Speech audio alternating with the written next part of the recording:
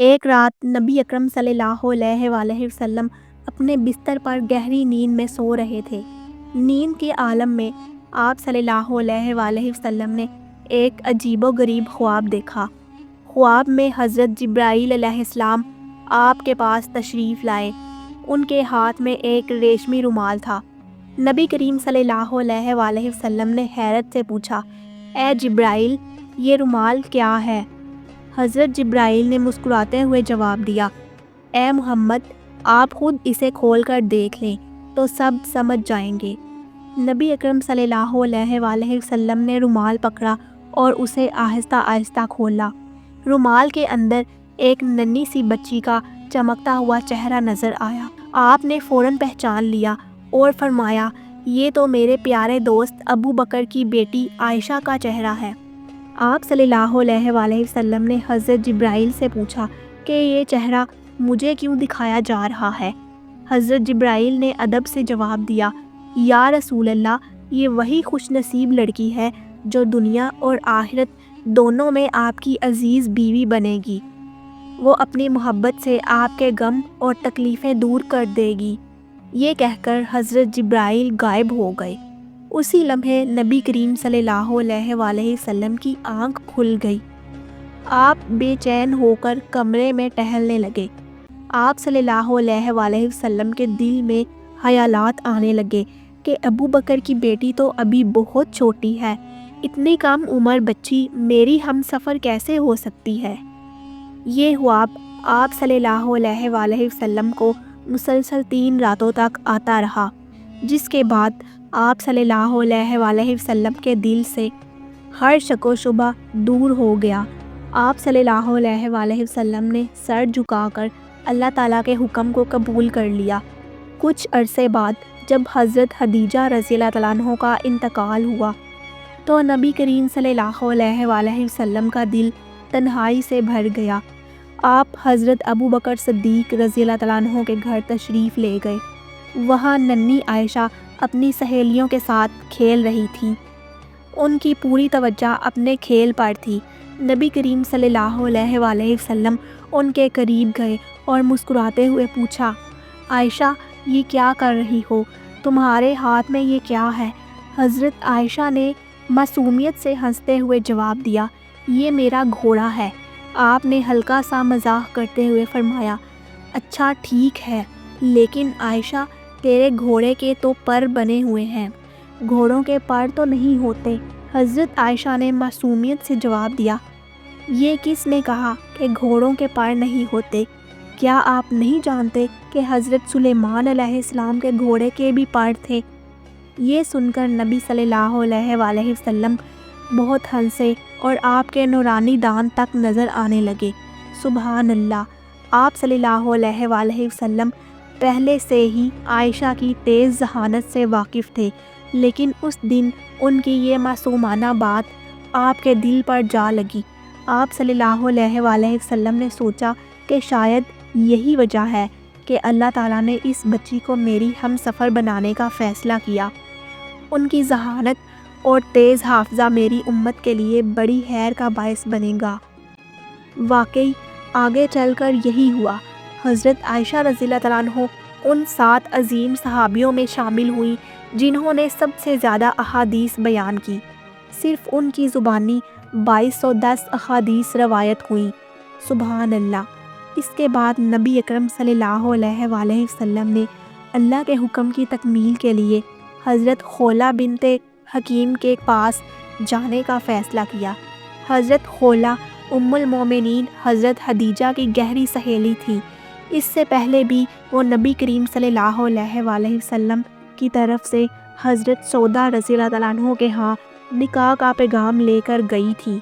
اس بار بھی آپ نے انہیں بلایا اور اپنے تینوں خوابوں کا تفصیلی حال سنایا۔ پھر فرمایا، خولہ، تم ابو بکر کے گھر جاؤ اور میری طرف سے یہ پیغام پہنچاؤ۔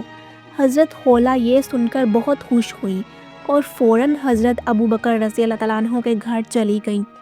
اس وقت حضرت ابو بکر گھر پر موجود نہیں تھے، تو خولہ نے ان کی اہلیہ حضرت ام رومان کو نبی کریم صلی اللہ علیہ وآلہ وسلم کا پیغام سنایا۔ یہ سن کر رومان کی خوشی کی انتہا نہ رہی، جیسے وہ برسوں سے اس مبارک خبر کا انتظار کر رہی تھی۔ خوشی سے ان کی زبان تھم سی گئی۔ اللہ کی قدرت دیکھیے کہ خولہ ابھی گھر سے باہر بھی نہیں نکلی تھی کہ حضرت ابوبکر رضی اللہ تعالیٰ عنہ گھر آ گئے۔ خولہ نے انہیں دیکھتے ہی اللہ کا شکر ادا کیا اور کہا، اے ابوبکر، ذرا غور سے میری بات سنو۔ رسول اللہ صلی اللہ علیہ وآلہ وسلم نے مجھے آپ کے پاس بھیجا ہے۔ انہوں نے آپ کی بیٹی عائشہ کے لیے نکاح کا پیغام بھیجا ہے۔ اب آپ بتائیں کہ اس بارے میں آپ کی کیا رائے ہے؟ یہ سن کر حضرت ابوبکر رضی اللہ تعالیٰ عنہ کی خوشی کی کوئی حد نہ رہی۔ وہ ہمیشہ سے یہی چاہتے تھے کہ اللہ ان کے خاندان کو نبی اکرم صلی اللہ علیہ وآلہ وسلم سے رشتہ داری میں جوڑ دے، لیکن کبھی ہمت نہ کر سکے کہ یہ بات وہ خود کہہ سکے۔ اب جب نبی صلی اللہ علیہ وآلہ وسلم کی طرف سے پیغام آیا تو وہ خوشی سے پھولے نہ سمائے۔ انہوں نے فوراً سجدہ کیا اور کہا، یہ تو اللہ کی ہی مرضی ہے، اللہ ہی چاہتے ہیں کہ میں اپنی بیٹی کا نکاح نبی کریم صلی اللہ علیہ وآلہ وسلم سے کروں۔ لیکن سجدے سے سر اٹھانے کے بعد وہ کچھ سوچ میں ڈوب گئے اور بولے، اے خولہ، یہ نکاح کیسے ہو سکتا ہے؟ نبی صلی اللہ علیہ وآلہ وسلم تو میرے بھائی ہیں اور عائشہ ان کی بھتیجی سے تو نکاح نہیں ہو سکتا۔ خولہ نے یہ بات سن کر فوراً نبی صلی اللہ علیہ وآلہ وسلم کے پاس جا کر ساری تفصیل بتائی۔ آپ صلی اللہ علیہ وآلہ وسلم نے ہلکی سی مسکراہٹ کے ساتھ فرمایا، ابوبکر میرے خون کے بھائی نہیں، وہ میرے دین کے بھائی ہے، اس لیے اس رشتے میں کوئی رکاوٹ نہیں۔ یہ جواب سن کر خولہ کا دل خوشی سے کھل اٹھا۔ وہ دوبارہ حضرت ابوبکر کے ہاں تشریف لے گئیں اور یہ خوشخبری انہیں سنائی۔ حضرت ابوبکر رضی اللہ تعالیٰ عنہ کے دل میں خوشی کی لہریں دوڑ گئیں۔ ادھر ننھی عائشہ رضی اللہ تعالیٰ عنہ اپنی سہیلیوں کے ساتھ پڑوس میں کھیل رہی تھی۔ ان کی ماں حضرت رومان انہیں ڈھونڈتے ڈھونڈتے پریشان ہو گئی۔ آخرکار جب انہوں نے عائشہ کو پڑوس میں کھیلتے ہوئے پایا تو انہیں گھر لے آئیں۔ ان کے ہاتھ پاؤں دھوئے، بال سنوارے اور خوبصورت کپڑوں میں دلہن کی طرح سجایا۔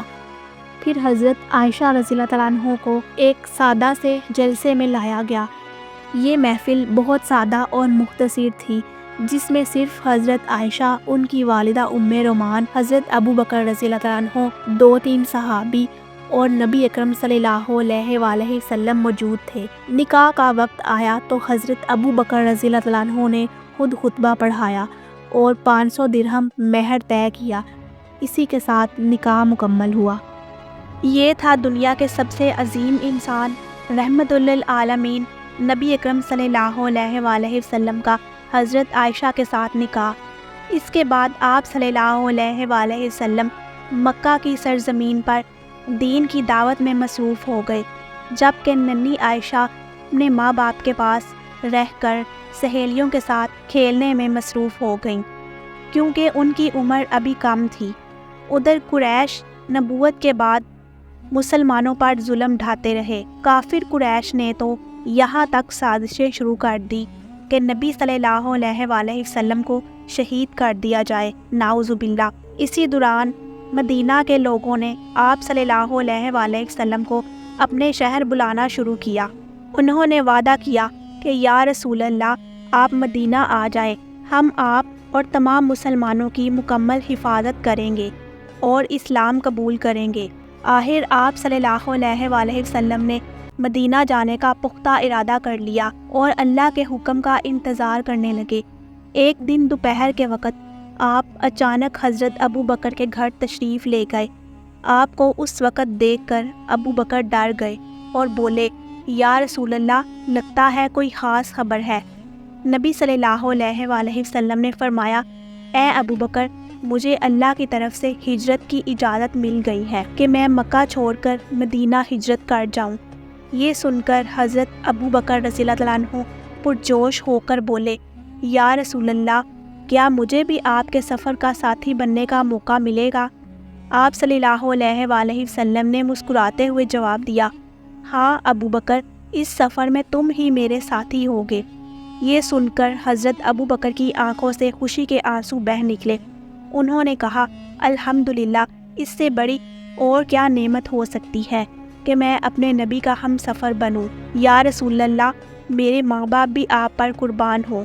جس دن آپ نے ہجرت کی خواہش ظاہر کی تھی، اسی دن سے میں نے 2 اونٹ خرید کر ان کی دیکھ بھال شروع کر دی تھی۔ یہ سن کر حضرت محمد صلی اللہ علیہ وآلہ وسلم کے چہرے پر خوشی چھا گئی۔